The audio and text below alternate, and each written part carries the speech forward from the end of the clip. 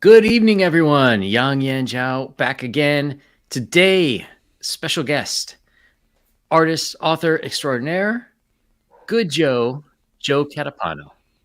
Man, that's a perfect intro. I was expecting a mispronunciation or something, but that was perfect. Oh, thank you. So, we were just talking a little bit backstage, and um, I was super interested when I saw Star Circuit issue one that came out, I believe, 2021. Yeah, it was April 2021. Well, depends what you mean. You mean came out like printed or came out like Well, that's what I remember seeing the campaign. yeah, the campaign was just about a few years ago, so April, yeah. Or no, February. But, So so a little bit over, but yeah, you're perfectly right. 21. and one of the things that really struck me was the style of the art itself, because most times when you see independent comics in the U.S., they go like flat out one of two ways. One is like Marvel and DC house style, like sort of John Byrne or Jim Lee, and then the other is like full on manga. Hmm. And yours, this might sound weird, but it Hmm. kind of reminds me of like a lot of anime from like the late 80s to early 90s. Yes, yes. Um, That's kind of where a lot of my inspirations come from. And I never, I don't know. Are you an artist? I'm not sure. Are you? it's Because I know you're a creator of some kind. Yeah. I pretend to be. Oh, sorry about my dog's barking. No worries. I kind of, yes. Okay, sure. So at least anybody who's like kind of dove into it a little bit will understand a little bit of the art process. And so you never really think your inspirations that you end up having will be the ones that you have. I don't know if that makes any sense. Like I never Mhm. thought anime would be one of my big influences. I always thought it would be the actual comic artists that I do admire and like have mentors of, and like I'm a big fan of Carl Kerschel, Freddie Williams, obviously Jim Lee, Silvestri. All those are like really big influences, but they don't show through as much in my work. My work looks a little more like Joe Mad or Alvin Lee, or a little more like anime, and Mhm. so, but they're all influences. It's just like something about. I think it comes about from me having to color my first book, and Oh, so because I'm not really a great colorist, or at least that's how I thought of it at first. I became much better at it. And to do it quickly and to do like a really convincing job of my style or whatever you want to call it, anime, cell shading, a simple shadow and a simple highlight, like really works. And it lended to my style. So, yeah. It's interesting, and you kind of cite a lot of your influences, at least in Western comics through, let's say 92 ish. You still had a lot of not quite cell shading, but a lot more flats, and then maybe they would have like one color adjacent for a highlight. Um, mhm. is Would you say that you sort of picked up this style like by osmosis, like just from viewing so much, you just innately knew like that's what it's got to be, or was this more of like a calculated decision where you're like, okay, what can I do that looks cool but is time efficient? And Dude, I love that question. And I love it mainly because I recently watched a video. This is somewhat of a side tangent, but not really. I recently watched a video of I don't know why I'm blanking on his name now. Schultz, who made Peanuts. oh yeah, Charles Schultz, yeah. Yes. So for some reason, blanked on Charles there. But either way, if you've ever watched any old videos of him on any interviews, he kind of describes my answer to you, which is like I just became the style that you see today from almost out of necessity. Like if I was a little better at painting, I'd probably look a little more painterly. If I was better at like maybe delineating lighting or turning the shape or cross hatching, I would be more detailed like Todd McFarlane. But it almost kind of comes out of like what I like and what my capability. So there's a lot of artists out there that kind of are really bold and fearless, and I'm not one of those. Like I'm a very cautious artist. Like, and that it's good and bad. It means that I have to work on experimenting with stuff, but it almost comes really natural for me to not to overextend my my skill range. So I'm really cautious not to add extra detail that I could screw up. Something I really learned from looking at Capullo's work, what I really love from Capullo is, and he never talks about this, but this is what I get from his work, which is essentially don't draw what you're not good at. Hmm. like he's really good at whatever's on the page. Or another way to put it is whatever you're going to put on the page, make sure it looks good. Otherwise, don't put it in, or put it in shadow, or cover it up in some way, or stylize it in some way. But if you're going to put a lot of detail and like really do the portrait, make sure it looks good. And that's kind of where I pull from. And I guess that mentality put like guardrails on my style. Interesting. So, in the development of your style, uh, are you a self-trained artist, or did you go like to college for it, or how did you get into it? Yeah, so I didn't go to college for traditional art or fine art or graphic design or anything. I went to college for computer animation, which is somewhat in Oh, the okay. realm. They do throw you some traditional art classes, and they do throw you some life drawing in those type of schools, but never to an extent like I was toward the top of the class in like my ability to draw, and this is before I learned to draw. I pretty much learned after going to college for computer animation. I self-taught myself after that. I was like realized I was like some because my whole story is that in childhood I never really got to read comics. Like my parents kind of sheltered me into like, or it's either that, I wouldn't call it sheltering. It's more like they just didn't know comics, and so like they, Oh, they just wouldn't bring me around. They're just going to do what they know, and they're also yeah. I would just say like it was just outside the realm of what they would show. So only after that in high school a little bit, and then in college is when I was really introduced to it. So I've almost like I had my boom. I really started drawing at 21, we'll say. So later in the game than most people. Though I sketched around when I was young, just like any kid would, but nothing more than like nobody like talked to me in elementary school and was like, "Oh, you're the best drawer, and so you should draw more." I never got that feedback in high school. I mhm. never got that feedback. I never thought of myself as the artist. In fact, my brothers, both my younger and older brothers, were artists, and then they both ended up not being artists, and I was not an artist, and now I'm the only one doing it professionally. It's like the weirdest thing that you could think of, like as a family. Yeah. Yeah. You ever sort of throw that at him at Thanksgiving, like, "Oh, here's my comic." Thumb No, through it in front of him. it's funny because I mean, like the good part about comics and art is that like you get to do the fun stuff for a living, but the bad stuff is generally you're making less than what a normal job that is boring makes. Generally, Mm, not yeah. always, because I do storyboards. In fact, I got plenty to do Oh. tonight, but and they pay a lot. But outside of storyboards, outside of like art direction, which is not even the like actual on the ground art job. You're managing Mhm. people almost at art direction stage. Those are the only jobs that really pay. Like once you're a manager and a lead, they pay a little bit more. But yeah, comics especially, we all Hmm. know it. They don't pay too much. Yeah, Um, no. at least Not in not in this the beginning. country. Yeah. Yeah, once you Well, like yeah. once you get your ball rolling, yeah.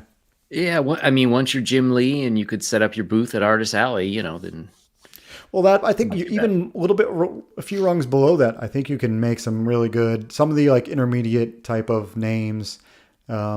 Really make some good stuff. Like the Bancrofts, the Von Klauses, That's true. the Yeah. those guys. Like they got a platform. They're good. I mean, I was about to say good enough. It's not. That kind of sounds derogatory, but it's not. What I mean is like they're they've hit their requirements Hmm. plus some. You know what I mean? So Yeah. once you hit that stage, you're going to make money. That's an interesting point because we're in kind of a weird space where we see a lot of professional Mm-hmm. comic book creators who, especially working for the big two, where like they're always having GoFundMe's for, like this or for that. And, I understand if it's like my house burned down or something like that. But um, when I see that, I always wonder, like, is their pay that terrible, or are they all just really bad with money? And then my question is, how much, or how should I say, how accessible is the indie scene to somebody who just wants to break in? Because, like you mentioned, Von Klaus and Bancroft, those two are phenomenal. But most of who we see, there's a lot of like Ethan Van Sciver, Shane Davis, John Malin, who, again, are high quality, but they came from Mhm. that comic background. They already had a fan base to bring in. Do you think it's fairly accessible, for the average person to try to, get enough attention for a project? Man, like I guess I'll lead with where I left off, which is minimum requirements. There's minimum requirements to get the ball rolling, and so Mhm. if you don't meet the minimum requirements, which a lot of people, if you don't meet them, the hardest part about this thing is not many people will be bold enough and fearless enough to tell you that you're under the bar. There's very few Mm. mail-in type advice out there that'll be really bold and be like, you're just not up to snuff yet. And you could say that in a nice way, but it's hard to take that advice, especially when you're the Yeah. person. I've been there, and so trust me, it definitely, no matter how nicely you say that, it burns a little bit. And so first of all, you need that. You need that little minimum requirements of it looking good enough, and it looking. You have to have that it factor, as I think is always required. You have to have this it factor of your project. But yeah, to get the ball rolling and actually making money in the indie comic sphere, you almost need to have this collection of history. You know what I mean? Like Yeah. it will show in your work, and if it doesn't show in your work, at least it'll give people confidence in that you've done stuff before. Like in Von Hmm. Klaus's case, it's both. Like you know he's done stuff before, and his stuff is good. So like you said, the pros that came from the big two, they have both as well, because Hmm. they've been doing it for years and their Yeah. stuff looks good, and they have a good presence. It's harder for, like, I'd say I'm a good example for like the climb up the hill, right? Like because Hmm. I didn't have a job before. I almost actually I really am kind of glad I didn't get picked by the big two, because I was really trying. I think the only experience I have before the self publishing thing was trying to get in the big two, or a medium like an aftershock, or like a vault, or like a small press kind of publisher, and nothing worked out. But I kept getting better every time I did samples, kept getting good reviews, kept getting better and better reviews, and until at some point I'd go to the famous artist we're talking about, and they'd be like, "You're way better than what I was when I started," and you're like, "Oh, cool." I'm still left without a job though. I'm still not getting picked here, guys. And so this is only when I don't blame the whole SJW woke kind of hiring, Hmm. which I know exists, but I don't blame it. I'm just saying, whatever case, like the stars in the line, and I'm glad I didn't get roped up, because, like you said, I don't know how much they're making over there, but it's not a lot. Yeah. All the friends that I have that are doing that, and all the friends that are friends of friends, I hear, like you said, the page rate must be really low, or they're just not getting consistent work, which I feel like they're getting consistent work. I always see them putting up stuff and Hmm. posting, and it all being professional and from DC or whatever, a big two or a big publisher, and still not like still not seemingly like living the life as you'd want to live. So do you find, that, you not being able to get into traditional that way, is that sort of a freeing experience now that you're out here on your own? Or do you kind of wish, like, I do wish I could have cut my teeth there and then jumped over? Oh, dude, it would. Well, just take Rini as an example. Hmm. Like Rini didn't work forever in the professional Yeah. big two space. She did a few. I think she only did a few books. You know what I Yeah. mean? To fill in. and it still boosted. It boosts you once you can have that under your credits. It really does help, and people can look at it and they remember you a little bit. Oh, you did that one book, cool. It does help when you have just a little bit of that. And I don't know, like I know everybody's in their own professional space, so I think everybody can relate to what I'm about to say, which is like everybody knows the I guess the lifestyle or the in-house talk that happens when talking about outsiders coming in or hiring, Hmm. or everybody knows like it's not so precious once you get in. It's like Yeah. once you're in the club, but it's almost like this barrier that is gay capped, and people almost laugh at. You're like, yeah, we didn't hire that one guy, too bad. It's like, but for them, it's like life or death, and it just is almost a lucky thing. My point is, at the end of the day, I could have been picked, but I don't really have regrets because of, I guess, the pay. I know it wasn't great anyway. I wouldn't really want to work because I'd probably have to work both jobs and do this thing where I do like a cover or a fill in and get no sleep and maybe not do my best work, probably on a character that I don't even care about, and then also do a day job. And I don't imagine that that is a great thing. Maybe back in the day it was, but not Yeah. not in the recent times. That's for a 20-year-old. Yeah, yeah, Once you hit a certain age, it's like, oh, I kind of need to sleep sometimes. yeah. There is that, man. I feel like a lot of the young artists I'm jealous of for that reason. You're like you're able to take. It's not even about taking the risk. It's almost like who cares? Like there's no like even if you screw it up or fail or it doesn't pay much or any of the name it. It doesn't really matter. Yeah. Yeah, that's definitely true. I wanted to circle back a little bit. You mentioned you do storyboards. So I have Yeah. talked to different people, and some people will tell me storyboards are comic books and that comic Hmm. books are just storyboards. Would you agree with that, or would you say that there's a difference? There's a huge difference. I wouldn't even like put them in the same category. Um, the skills and the techniques are used in both. It's almost like this Venn diagram where Hmm. there's like this sliver where there are these things that are in both, but storyboards are sequential in a way that are depending on what kind of storyboard you're doing. Even it's different. It's sometimes they're more animatic like and they're moment to moment, and you're almost making an animation. Or what I do commercial storyboards in which it's more like beat by beat. I don't have to draw every frame because it's just not necessary for commercials. Hmm. And the only thing that's like, I'd say a combination between that and comics is just the use of shots, like knowing which shots to use at certain times, the emotions that you can use. Drawing well is both useful in both. Drawing quickly is both useful in both.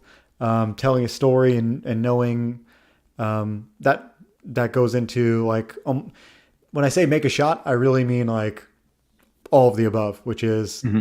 draw consistently, draw cleanly, know all the rules of camera work, know all the rules of um, pretty much don't break the rules of storytelling, and you need that for both of those things. But I don't think they're in the realm of similar, especially because comics are stacked. They're in page, so like comics are like Yeah. fractal in the way like in a comic panel you need to really make sure the comic panel works, and then outside of that you need to make sure the two panels next to each other work together, and then you need to make sure the whole page works together, and then you need to make sure the double page works together, and then you need to make sure the whole book works together. It's like this fractal thing that keeps layering it, and that you don't have to really worry about in storyboards as long as they kind of look all together and they sync up in sequence. It works. Yeah. So when you started to work on Star Circuit, was there any sort of like in your mind, did you sort of have to like retune it to like, oh no, that like, oh, that would look really cool as like a shot for a commercial, but it's, oh no, this doesn't work. I gotta. Yeah, a good amount. And what I do usually is I'll just take that sketch and throw it into a document for pretty much like just an animated type of Star Circuit. Like, oh, because a lot of times it'd be a bike sequence or something, something specific to Star Circuit. And I just put in this Photoshop document and I just save all the sketches. to be used later. Like I have all these like cool shots, like, oh, what if the camera did this crazy thing that would be really cool for bikes, or you know, I do. They usually just don't translate well. So if I think about it in the comic form, I just save it away. Generally, that doesn't happen for when I storyboard because storyboards are, at least for the ones I do for commercials, are so they already know what they want when they have a commercial in mind. They've already spent, I don't know, they've already spent like 10K to get to the point where I'm at. You know what I mean? Uh-huh. They already hired agencies. They already hired directors. You know what I mean? So that's where it's different. Yeah. Um, is it tough to be your own boss?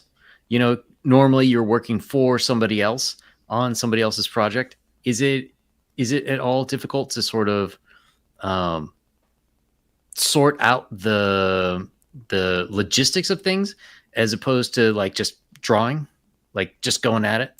Absolutely. Yeah. I think that's like one of the hardest things about making comics in general is this logistics type of outlook.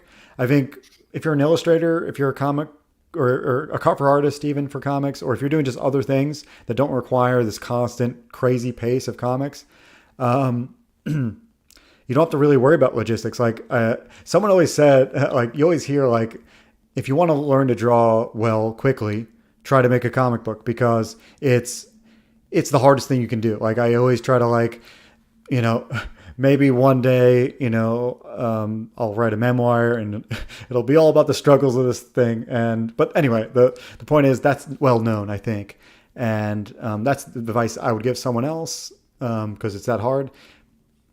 The reason why that's the case is because all the logistics. Like you have to be good at drawing and all the minimum requirements we were talking about before. But you gotta be quick. You gotta be quick. You gotta be like I mean, you really don't I guess there's no rules. You don't have to be quick, but if you want it to be successful and you want to like go somewhere with your comic, speed is a key. And so that is something I always keep in mind, like how long it takes. Is there any other type of like numbers and logistics you were talking about when you were asking the question?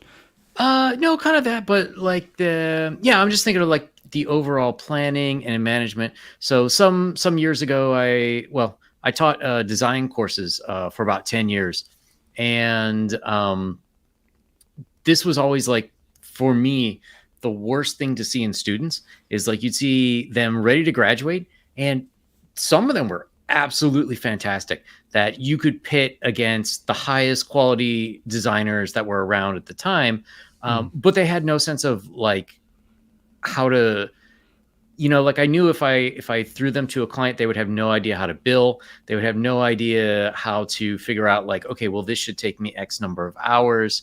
Hmm. How many rough drafts should I give them before they have to pay for more? Hmm. Things like that. And even to the simple extent of how to make money with what they're doing. Like, so on this channel, I also talk a lot about gaming. And so Hmm. I talk to a lot of people who write gaming modules for tabletop games. And a lot of them, it's like, they'll write this one, they'll write occasional ones. And I'll say like for Patreon members or something. And I'll say like, oh, well, are you ever going to sell those again? Oh, well, I don't know. I just did this. So I'll say like, well, why don't you collect them all at the end of the year and do a Kickstarter? Like, oh. And for the artists, it's like, hey, that's pretty cool. They look great on a mug. Why don't you make a mug? Why don't you go to Spring Tea and make a T-shirt? Hmm. And so like when I'm talking about like sort of the overall, um, It's like it's like the yeah, business yeah, side of it. Yeah. the business side of it, but also the organizational side of like, there's a difference between somebody gives you this and says, here, you have X number of days, give me so many panels, Hmm. whereas like you have to figure out like, does this make sense? Am I never going to get this project done? Am I going too fast? Can I take more time to make it better? So, Hmm. sort of when I'm asking, it's like that, like, how do you go from, um, you're working for something on somebody else's stuff, like a small part of it, to this is my project. I'm the captain of my ship. I'm responsible for everything.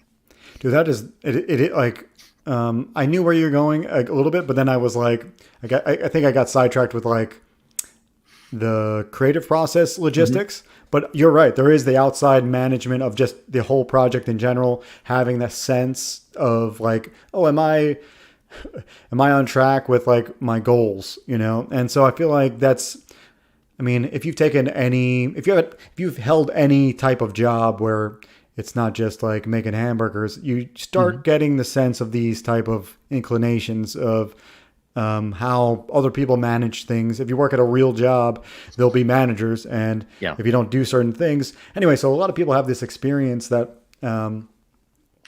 like things need to get done, and you generally have like this feeling of deadlines and whatnot.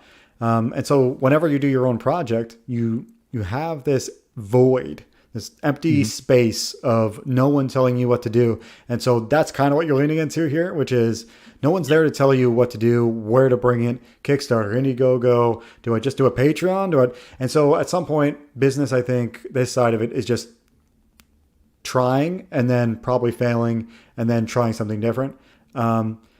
But the management side, I think, just comes from more of that trial and error, but in a different way. A lot of times, like, yeah, you're gonna try. You're probably gonna do your comic aimlessly for a while and not really go anywhere with it. And then you're gonna realize, oh, it's not going anywhere. And then at that point, you're like, oh, what do other people do? And yeah, that's kind of how it was for me. Eventually, I got to a point where I'm going to figure this out. I'm going to have a chart. I'm going to log my hours. I'm going to do this and I'm going to do that. Get a timer. Figure out marketing. Figure it out website. Figure out all these other things. But it's not necessary. Like this almost lends directly to uh, life. Like doing things in life doesn't necessarily mean you're going to succeed at them. And Yeah. the things that you're talking about are almost the things that ensure your success or failure. Um, and so, yeah, the deadline I think is the hardest one. It's like no one's there. The void that's there, that no one's telling you when you should stop, when you should begin, like how long you should work on a page, if you're hitting the mark. Uh, and it's hard because everywhere else in your life is giving you those deadlines. Like Hmm. your your job, your day job's giving you deadlines. The mortgage is giving you deadlines. Your wife's giving you deadlines. Like everyone's giving you deadlines, and Yeah. the only thing that's not giving you deadlines is the book. And so if you're not careful and eyeing that, you'll just let it slip. You'll be like, I'll bend the knee to everything but the book. Where you should have to you have to like I think that have you read Stephen Pressfield's War of Art? No, It's no. kind of like this, dude. It's brilliant. He brings up the point of the muse, and the muse to me is almost like a spiritual manager. It's essentially like you don't know where all your real good stuff is coming from, but as long as you show up for the muse every day and do the work, like you almost ensure that at some point good stuff's going to come. You just have to show up every day. So it's another way to look at it is like opening up shop. Every day you have to open up shop, go in, pretend it's like an actual store, open up Mhm. Photoshop, count the money in the register, which is like you doing the work, and then and then put it away. Go, put in the hours essentially. But if you had a normal job and you had to go open the shop, you would have somebody ready to reprimand you if you don't come in. So it's the same thing. You needed to be that person that reprimands if you don't show up. So yeah, I you're like this whole conversation is like a discussion of my failures and the past 5 years. I wouldn't say that. Well, Uh, not but just yeah failures and successes. Yeah, later successes. Yes. but since this is your second time around, what sort of lessons have you taken from the first book? Either in terms of just physically making it, the art, the coloring, or in terms of like, okay, I did the circuit of shows last time. I tried this to promote it, tried that. So, like, has do you feel that this time is a little easier, or or are there new challenges now? It's definitely easier. But it's there are new challenges, but it's I think new challenges are just circumstantial. It's It's like you don't know, you don't know who's going to promote you because it's not like a thing that Hmm. like you can depend on. Like that's a random thing that happens. Sometimes you catch the eye of someone that's going to promote or help you out or ask me to come on your show like you, and and it's just luck of the draw that way. So I think it was harder before because it was the first time. So anytime it's the first time, you're like bewildered, but also like ecstatic at the same time. And this time, like not all the highs are as high, but not all the lows and the challenges are as hard. So it's like this a little bit of an evening out. And I just enjoy it. It's like something I enjoy now. This streaming and stuff is really really great. I really enjoy just talking comics and meeting new people and talking about the book. And yeah, someone really read War of Art. Awesome. Yep. BGC is he's big into the like the I guess you say the mechanics of creativity and how to make stuff. No, he's in. There's a lot of. It's funny because when you meet different artists and creators, like some people are in that camp, I'm in that Mhm. camp, and some people aren't. Like some people don't give a shit about that. Like, like you know what I mean? Like nobody. Like some people just don't really care. They want them. They're there for the art for art's sake type of thing. Yeah. You know what I mean? Yeah. I Yeah. I think both are very fair very fair positions to have. I've had people on the show who I had one guy, he was so psyched he sold 20 books, and that's all he wanted. His lifelong dream was to make a comic and he did it. And then there's other people who are like, I would like to make this my job. Career. Yeah, in which case it's like, okay, if that's what you want, then you sort of have to step it up in terms of, A ton of getting the things. Yeah. business side working. Yeah, you need to find like an angel investor if you want that. Like if Yeah, you yeah. really want that to happen quickly, because it can happen. It just you better really be good at storytelling already. You might have I worked as a concept artist for a few years before I did comics, and after I did computer animation. So I'm like I've jumped from a lot of different kind of parts of a pipeline of entertainment. And it was at a game studio, so it wasn't just like anything. So I know some games too, and it's Mhm. like knowing some of those things really lend to that person's outlook. Like if you go through the pretty much if you hold a job as a concept artist and you know the pipeline for games, you know the Mhm. pipeline for animation, you work as a storyboardist, you know the pipeline for commercials or movies. You know it's just not that simple. Like they're Yeah. like that's a naive outlook or a really ambitious one, and either way, it's a hard kind of ask, unless you have all the experience. Yeah. Yeah, and I mean they're all very different skills. Like there's so many great artists like Butch Geis. Uh if anyone's interested in classic comics, go follow him on Instagram. He's a fantastic artist himself. He's like deep in the weeds of like guys who were making books and comic strips in the 1930s. Where is he? He's never on any shows. I don't see him in interviews anywhere. So for him, it's like Mm. the skill of being able to go out and like talk to people and talk about their own work. Mm. I don't want to say he doesn't have it, but if he does, I haven't seen it. And Yeah. if you want to be a one man band, you gotta have the goods in the production, you gotta have the goods in the marketing, Mm. and you have to have some business savvy, like know about tax withholding and all this other kind of stuff.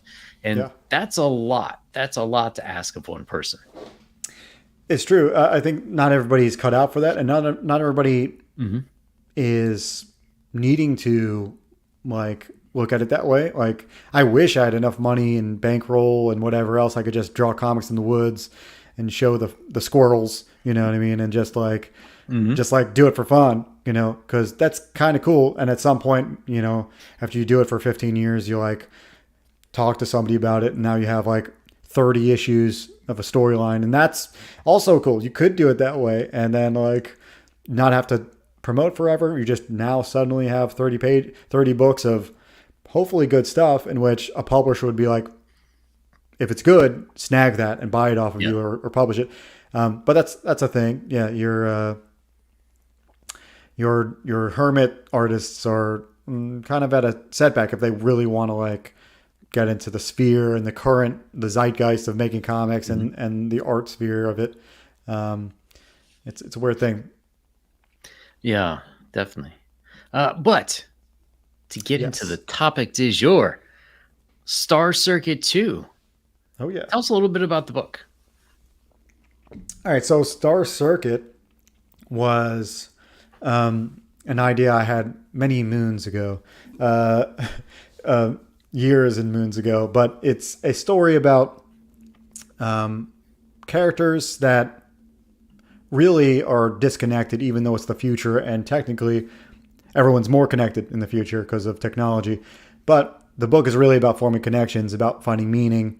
However, the plot, what you read about is a street racer who has this kind of delusion that he's able to beat the current best racers in the future, which are now androids. Essentially, our biggest fear has come true, and we've become obsolete as like not only racers but a lot of things in this future society.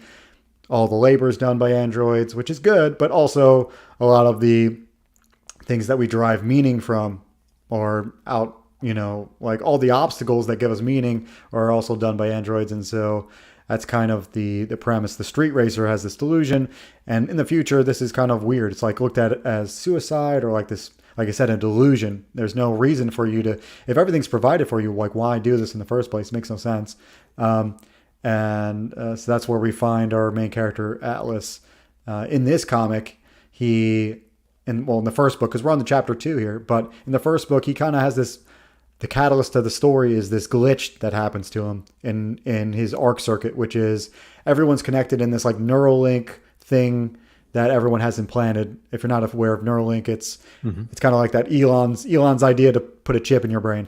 But in the future, everybody's got that, and so everybody is connected that way. So his glitch is out in the first book, and in the second book, because of that, androids and a nefarious type of character, the villain, is kind of now it's kind of like put a target on his back, and now they know where he is, and so android assassins are out to capture him. Hmm. Uh, I was kind of wondering. Oh, before we get there, graphic design of the title is sick as Thank you, fuck. Um, man. so I was kind of wondering.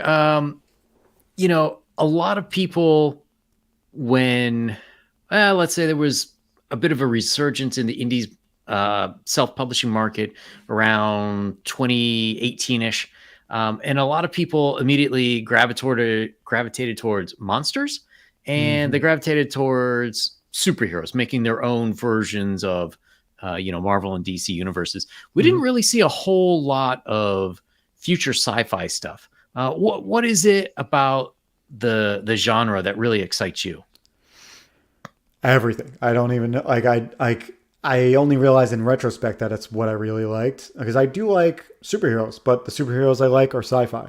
I really like other things like sports stuff, but a lot of the sports like anime and weird like stories are kind of sci-fi oriented. And there's just like I just started seeing like the games I liked, F-Zero, they're all just like this, everything's just honing into this thing. So I just realized in retrospect that sci-fi is, but what's really about it? It's like the mystery of what's could be. I think that's the biggest thing. And in sci-fi, they really care about the how and also the why more than like with movies that are like in current day or in the past. Like we know a lot of it, so a lot of the mysteries are gone. The mysteries therefore go to the character development. They go to like the villain's plot against the hero in those type stories. But with sci-fi, it's another level. It's like first of all, let's just get acclimated to like the world. Like where am I now? And just that feeling of being brought into it is huge. One of my favorite books ever is Neuromancer. I think it did this the best out of many sci-fi. It's like Gibson's Neuromancer is like probably the, I think it started cyberpunk pretty much. It like Mhm. came up with all the terms, and I think it's my favorite inspiration. I think I hopefully I answered that pretty well Yeah, because yeah. I really do like sci-fi. Yeah. No, funny that you brought up cyberpunk. I was talking with someone a little while ago, and we sort of asked like what happened to cyberpunk. And my theory is we live in a cyberpunk world just without the really cool hair and clothes. Yeah, yeah. We're just needing just a little bit more extreme, like pull the ends. The upper and the lower. We need to pull just a little bit more, and we'll be there. A few But the more tech, years. yeah, yeah. I mean, all you need really, we're already there. Depending if you go put a camera in wherever, somewhere in India, get a camera out there, and then go get a camera up in like some super skyscraper in Hong Kong, and you Hmm. probably will look like cyberpunk when you compare the two images. Is because that's just how what it is. But yeah, my book is kind of like I call it a cyberpunk fantasy in some weird way. Not the fantasy in the way of sword fighting, but like just a fantasy, as in almost every book is a fantasy, a fiction, because you're like being brought in. It's something that you fantasize about Hmm. being there, and I bring that up because like in a lot of ways, my light cyberpunk is very you almost like as much there's not a whole lot of bad in my world. Like there is bad, obviously. There's slums, there's villains, but there's so much coolness that I'm drawn to that I think that's what's drawing that word fantasy out. Hmm. Uh, do you find that there's a lot of overlap in like story archetypes between what we would consider like straight up fantasy and sci-fi? Like the boxes we put them in is what you mean, or Yeah, sort of like maybe like themes that they often have, um, and like yeah. maybe character archetypes. Yeah, I mean, well, you bring up theme, and theme directly relates to certain archetypes, but not necessarily. Let's start with theme. So I like theme a lot. I like writing stories around theme because to me that really helps you focus. Mhm. I'm a big fan of Brian McDonald who talks about theme a lot, and that's how he writes. It's kind of like it's a way to like keep your story on track. It's like, oh, like my book's about forming connections. So almost anything that doesn't lead me down that road of talking about that subject gets, X'd out of the book. It's almost like that's your home base. And so you start branching out from there. Archetypes for certain genres like cyberpunk lend to certain things. Like man versus machine is all about like one potential of being obsolete, potential of losing purpose, potential of losing meaning, potential of being disconnected, um, potential of death, obviously, and like Matrix style, like slavery. Like there's a lot of those things. So I do think genre and archetypes are there. I just don't know character archetypes. I think you can put in any theme, any Mhm. genre, and find them. Like my Street Racer is like a very reckless type of, I can see probably Ryan Reynolds like playing him or something. You know what I mean? Uh-huh. That would be pretty Yeah, cool. yeah. He wouldn't be my first choice, but just off the top of my head, like Ryan Reynolds could play him and do it well. He's kind of a good talker. Just running from your problems, getting girls, doing drugs, and not looking back. But that's his whole. The best part about stories is like to me character arcs and how they deal with different situations as the book progresses. Hmm. Yeah, and so like as I'm looking at these images again, it really makes me think of like like those some of the anime movies from like the late 80s, early 90s. So which ones were the animes that really kind of influenced you? Um, Sure. Um, I think some of the biggest influences are the most famous ones: um, Cowboy Bebop, mhm. Akira. And I think those are the two biggest. But there's plenty other ones. Have you seen one called Megalobox? I actually wrote it Oh, after Megalobox was released. Have you seen Megalobox before? no, I haven't seen that one. Yeah, it's a one shot season. Definitely go watch it. It's pretty much a man versus machine thing. It's like Real Steel. So it's like a man versus Oh, machine thing about boxers. Um, and it's just like a good old Rocky underdog story, but with machines now. And so great. But some Gundam stuff really influences me. Just how they like ground everything. not really about the mechs, but just like how like politics is real, like Hmm. when like the factions and like how corporatized things are and how real that is. Um, and my story is really about brothers and family, so I really like. Um, there's a lot of other ones like the crew from Outlaw Star. I don't know if you've ever seen Outlaw Star. That's another '90s, early Oh 2000s. yeah, yeah, yeah. Yeah, that crew on that ship was really a good inspiration. And you know, like, and then there's some other like it's more steampunk, which is like the um, uh, Alchemist. What am I blanking on? Full Metal Full Metal. Alchemist. There we go. Yeah. Forgot the first word. Yeah, Full Metal Alchemist. And that brotherly kind of relationship, I think, is great. I think that like dark kind of feel between the brothers and like what they have to deal with like, in like dark themes. I Hmm. definitely pull from that. And there's a ton of other ones that like just are borderline influences. You know, like all the Ninja Scrolls, the Vampire Hunter D's, the um, Cyber City, um, some other big ones.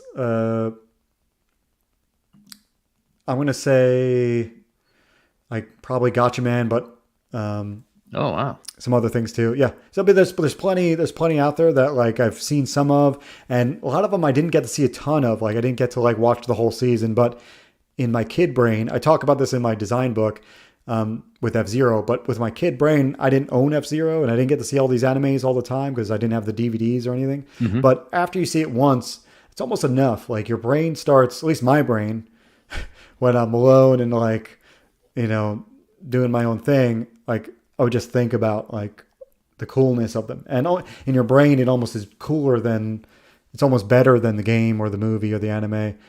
You know what I mean? You like elaborate Yeah. on it in your imagination. Yeah. Yeah, there's something that happens to the brain. I'm not quite sure why, but there probably more when you're kids, but even as an adult, you can look at something that is just so amazing and blows you away that you can kind of remember everything. Pretty much everyone I've ever talked to who works on comics has that one issue where they were at a store, even if they've been reading comics for years before. There's that one issue where like the sky opens up and the rays from heaven fall down on it, and like every page is burned into your memory. Yeah. Man, I have many moments of that those type moments. And I think it's on. It doesn't always. They always don't. Sometimes they're not in like the classics, and sometimes they're not in like the most popular or the best reviewed books. To me, sometimes it's just like a scene that really nailed it, but the rest of the book is just so so, or the artist isn't that great, or you know what I mean. Sometimes that happens for me, and sometimes that happens a lot in indies because the indies, Yeah. like we're a lot of us are learning along the way, and like we're putting out imperfect um, sometimes imperfect books. Even the really good stuff is, I think, in some ways everything's imperfect, but the a lot of the indies have these like really uh, lofty type of scenarios and goals and like and plots, and maybe the whole thing doesn't pace well and it's not great, and you maybe you end up not don't even read the whole book, but like the scene that you read was like so inspirational, you just remember it. And I think that's happened to me a few times. Hmm. Yeah, for sure, for sure. So one thing about Star Circuit 2, 72 pages. Hmm. That's a pretty good size. I think a few years ago people were saying like indie comics should be somewhere between 48 and 60. Um, do you feel like that's a little too small? Or Not necessarily. I don't think anything. I think the best part about indie comics and like self-publishing is like you can do whatever the hell you want. So like 72 is just whatever the hell I want. Like in actually chapter 2 was supposed to be 140 something, and we cut it from editor comments and just like trying to make it work. I think shipping would have been a bitch. Shipping yeah, 140, that kind of weight. Um, uh, I think 72 is a better sweet spot. You're right under the cap for like going over the pound. You know what I mean? For spending more money. So logistically, it's better at 72 than 140. But if I had it my way, I would have done 140. You wouldn't have Oh, seen this book until another year or two. But that's how I'd put it because I think it's a good. I think it's a good chunk. But yeah, 72 is just where cutting it in half was just right. You know what I mean? When we find a good scene where it's cut, you get a. I think this book has got an incredible pacing. I think one of the first things that I learned after releasing book one is that I didn't the pacing was good, but it was like the same throughout. Like it was like mm, breakneck or close to breakneck the whole time because I wanted that racing kind of like we gotta get away, we gotta do that, just to have this kind of really fast pace.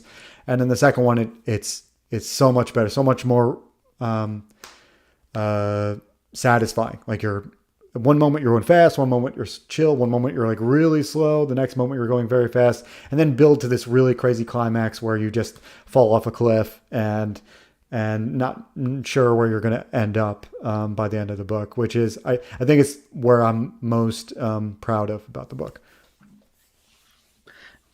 yeah. It seems I'm pretty excited for this one. Thanks. Yeah, I think there's like, especially because there's chapter one out there. It feels so good to have like a chapter one because, you can get both books, obviously, with the catch up tier, and you're going to get more than 100 pages of story. And you're like, oh, this is great. You know? And for anyone who is interested on veraviastudios.com, which I believe you own. Yeah, that's my studio. You can also type in starcircuitcomic.com. It's the same website. Okay.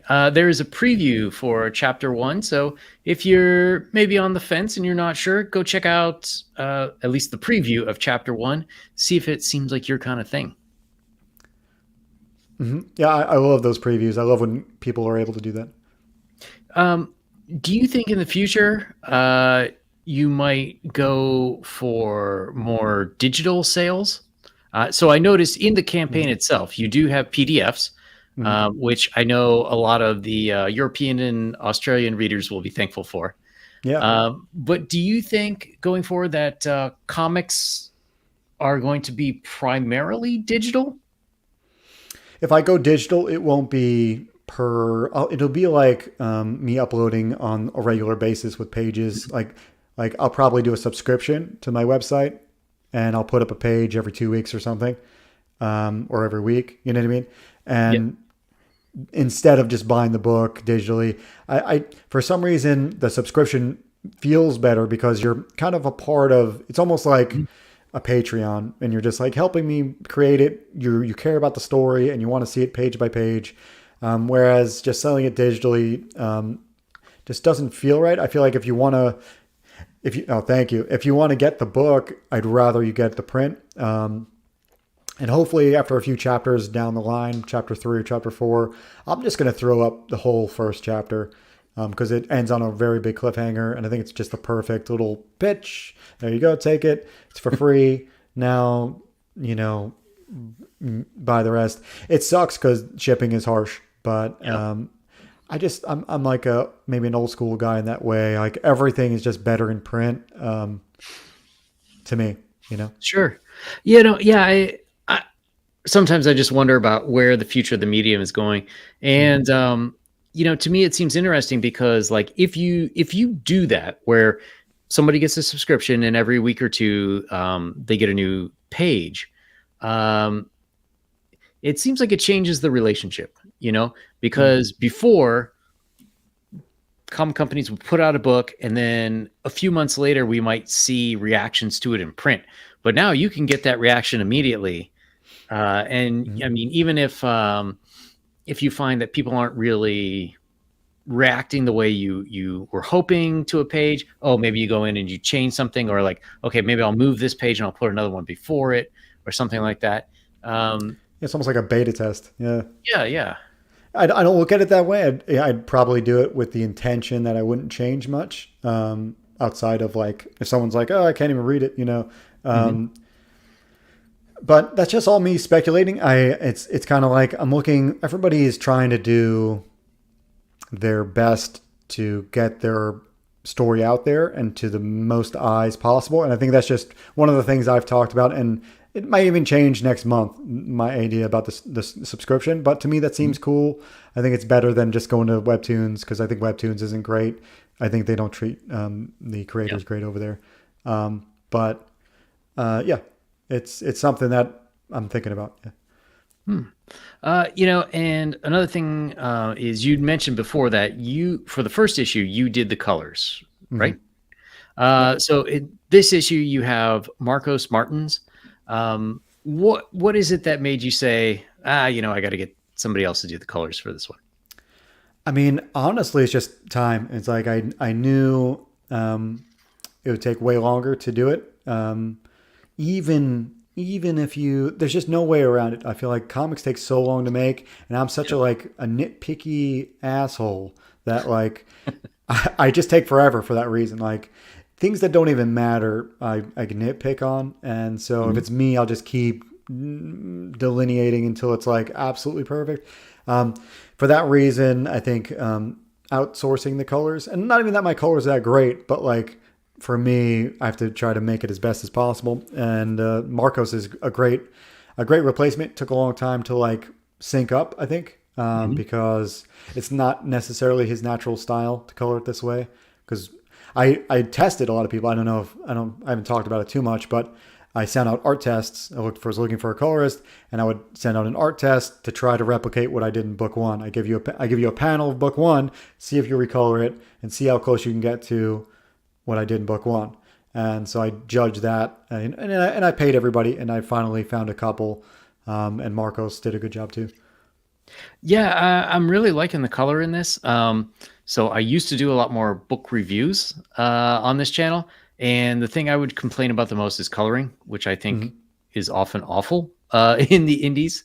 But this, again, the color palette reminds me of that anime from the 80s 90s, but instead of like either overblown like children's toy type colors or like a lot of the modern just mud where you can't tell one thing from the other. It Yeah, really seems like he's hitting it out of the park with yeah, he's got a good sense, dude. yeah. But there's also I do we go back and forth a lot because a lot of times he has his inclinations are somewhat a little bit more toward the mainstream, I think. And so I have to kind of like steer him a little bit, tell him, he'll come back with this. And I'd say each page goes through three or so emails. Like, here's Hmm. whatever did. I'll send it back. Here's revisions for the bulk. And then we revise it a couple times. And by then, it comes out. But each one is good. It's just like I'm honing it. I guess that's the one point of like having an artist and a writer together. I get to have this vision. It's like almost a director role where I get to have this vision. Like I know what it should look like in my brain anyway. And your colors, if they're a little bit off, I'm able to try to like tweak it with you. Yeah, and sometimes it just turns out way better than I could imagine. Like this page, I think like I don't think I could color it better if I wanted to. It's great. Hmm. And was that sort of easy for you to step into that process where um, you have him, I know you have Eric Weathers doing lettering.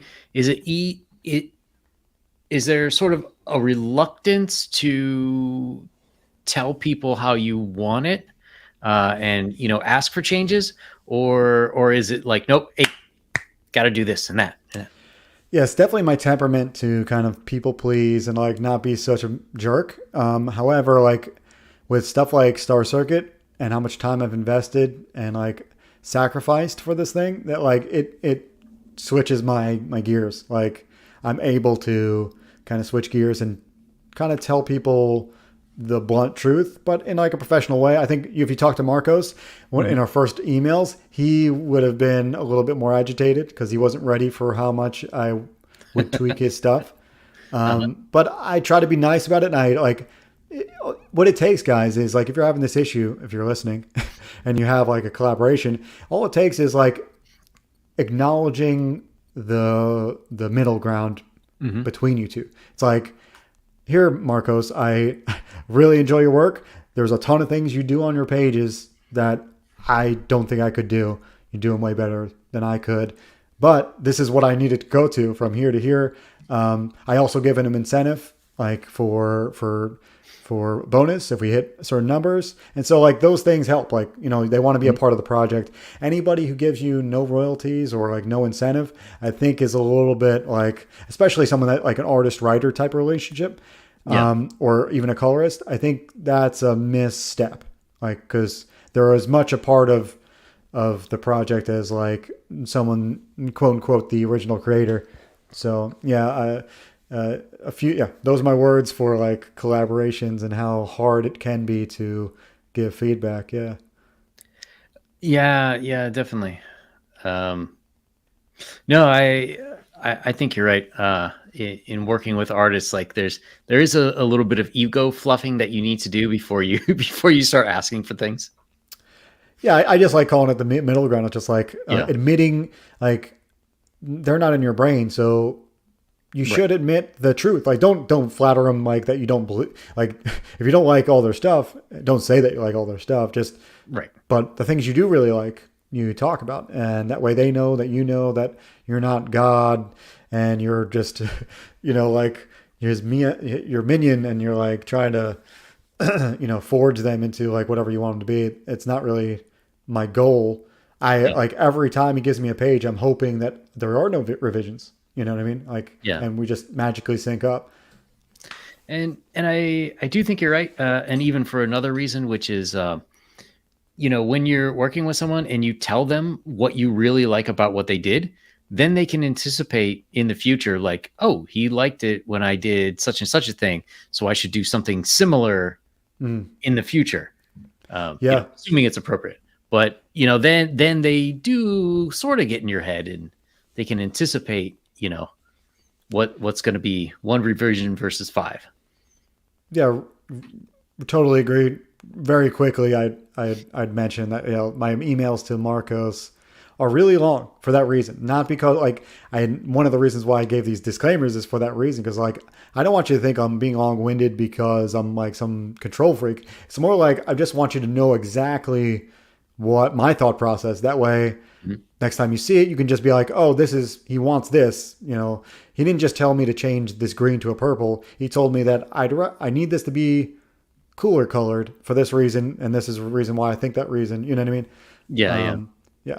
So, So for anyone who is checking out Star Circuit for the first time, what uh, what tier or what version of the campaign would you suggest that they back?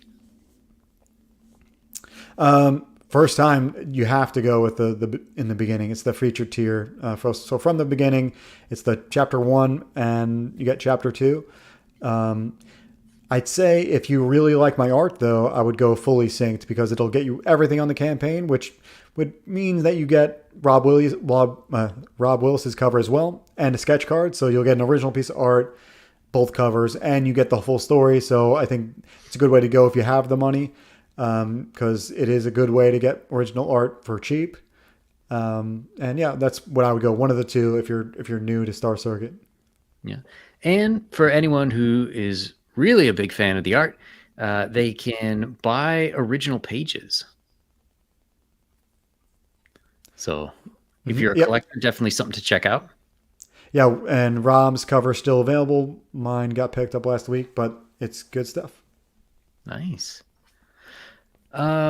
Well, I know you've got a bunch of storyboards awaiting. Yeah. So, any last thoughts? Star Circuit, art, doing campaigns. Yeah. I'd say in general, I'm having a blast. It's like it's always weird to like do something and then go a long time without doing the thing again in the same capacity. And you're like always guess like, am I gonna enjoy it again, or like it's gonna be the same? But yeah, I really enjoy this kind of process of crowdfunding. I didn't think I would. I'm very much that guy that's like, leave me alone. I just want to make my book. But like once you get in the flow of talking and like feeling out, like explaining, your story. It's cool to get people to get intrigued by your work. And so talking about it is only just another little piece of the puzzle. I just hope everybody out there who has seen Star Circuit, like, at least hit the heart icon to like remind you to check it out again. I usually do that immediately, especially when I see anything on Twitter and someone campaigning. Like I just hit the heart or the like follow button because especially if you like it, like I do it because I'm like I might not have the money or time to do it right now, but later on, um, I Come I back to it. mean to. I have an aim to, yeah. But yeah, I really appreciate you having me on. Yeah, thanks for coming. Hopefully, you won't be a stranger, and we'll see you again. Well, absolutely, this has been great. I really enjoy talking with you. All right. Well, for anyone who's still left watching, tune in on Wednesday when I will have Vaughn Coleman as a guest. Think about the same time. And we're going to be talking about his new book, Phenomenova. Um, Looks great. Yeah. and hey, if you're into gaming, why not check out my website, empireoftheundyingsun.com, the campaign guide for compatible with Dungeons and Dragons 5th edition will be launching late September, but sign up ahead of time on the website, and we'll have more details on that soon. So, Joe, thanks for coming, and Thank you. good night, everyone.